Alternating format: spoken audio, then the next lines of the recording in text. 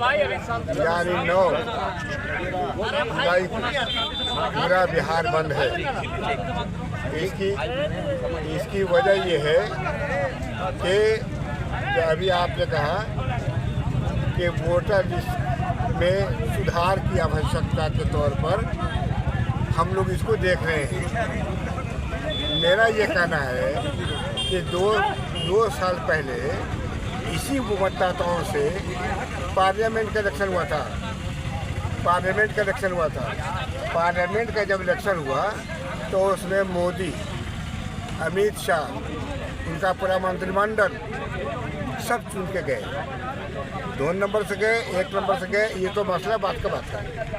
तो ये मेरा सवाल है कि क्या वो मतदाता जितने थे वो लोग सही थे या फर्जी थे?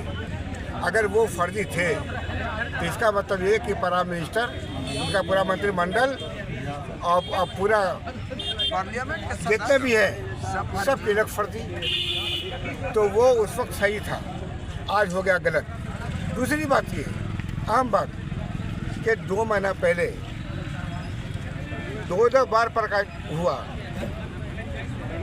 वोटर का और बूथ का, इस सब का प्रकाशन हुआ, नोटिफिकेशन हुआ और कहा गया मतदाताओं से कि अगर किसी का नाम छूटा उटा है तो इसको जुड़वाइए, या जो मृत हो गए हैं उनका नाम कटेगा।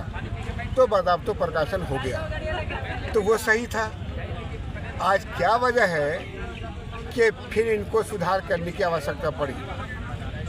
तो हम लोग इस बात पर नतीजे पर पहुँचे हैं कि एनआरसी के तरह जिस तरह से तमाम लोगों का, गरीब का, गुरबा का, पिछड़ा का, अति पिछड़ा का, दलित का, महादलित का, अक़लियत का, इनका वोट कैसे काटा जाए, इन लोगों ने सर्वे कराया। तमाम पार्टियां सर्वे करा रही हैं। इनको पता चल गया, भाजपा को पता चल गया कि एनडीए की सरकार दोबारा बनने जा रही है। नहीं बनने जा रही है। ये 2020 में इनकी सरकार नहीं बनी थी। ये उल्टा सीधा करके के मात्र 12,000 वोट से ये लीड लेकर करके इन्होंने सरकार बनाया। 2 बजे तक हम लोग जीत रहे थे।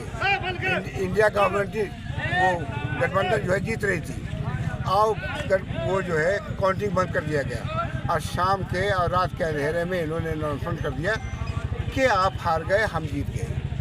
यानी इलेक्शन कमीशन बनाम इंडिया गवर्नमेंट जो गठबंधन, यही चुनाव है।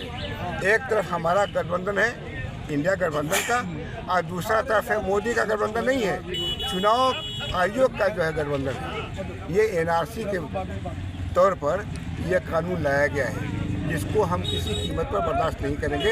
यहाँ का गरीब गुरबा बर्दाश्त नहीं करेगा।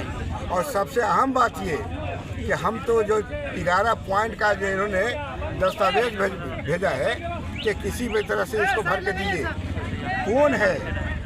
कौन है जो अपने बाप दादा का, जिसका उम्र 60 साल हो गया, 70 साल हो गया है, उस वक्त कहीं कोई प्रमाण पत्र नहीं बनता था, आधार कार्ड नहीं बनता था, वो कहाँ से लाएगा? अब आधार कार्ड का भी आवश्यकता नहीं है, आपको प्रमाण पत्र लाना पड़ेगा। मोदी लाएंगे अपने बाप माँ का क्या, या फिर अमित शाह लाएंगे क्या, या कोई भी लाएगा क्या? तो इसीलिए सिर्फ बिहार में ही ये पुनरीक्षण हो रहा है कि ताकि यहाँ चुनाव में हम धांधली करके हम जीत जाएं। हमारा जितना भाई भतीजा, रिश्तेदार, गरीब गुरबा अपना पेट पालने के लिए, अपने बाल बच्चों के पेट पालने के लिए पलायन कर चुके हैं। महाराष्ट्र हो, मध्य प्रदेश हो, चाहे गुजरात हो या आंध्र प्रदेश हो, दिल्ली हो या कलकत्ता हो, इनका तो हर हालत में कटेगा, बाकी लोग को तो कटेगा ही ना। इनका भी काटने की साजिश हो रही है, जो 100% ये बैकवर्डों का और दलितों का पलायन है, और ये वोट तेजस्वी जी का है। तो हम लोग डरने वाले नहीं हैं। पूरे हिंदुस्तान में 3-4 शेर ऐसे हैं, नौजवानों की टीम है। तेजस्वी जी, लालू जी यहाँ से हैं, उसके बाद राहुल गांधी दिल्ली से हैं, अखिलेश यादव यूपी से हैं। इन तमाम लोगों ने आह्वान किया है, और सारी जितनी पार्टियां यहाँ हैं लेफ्ट पार्टी CPI, CPM, माले, कांग्रेस, ये सारे के सारे लोग मिले हुए हैं। इनका कुछ करने होने से बनने वाला नहीं है।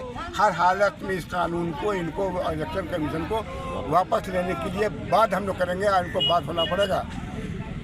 अब तो ऐसा कहा जा रहा है कि केवल फॉर्म पर सिग्नेचर कर देना है, कोई दस्तावेज नहीं देना है। एक कदम पीछे हटे हैं, मगर दूसरे तरफ ये भी साजिश है कि आप फॉर्म भर के दे दीजिए ताकि आसानी से आपका नाम काटा जा सके।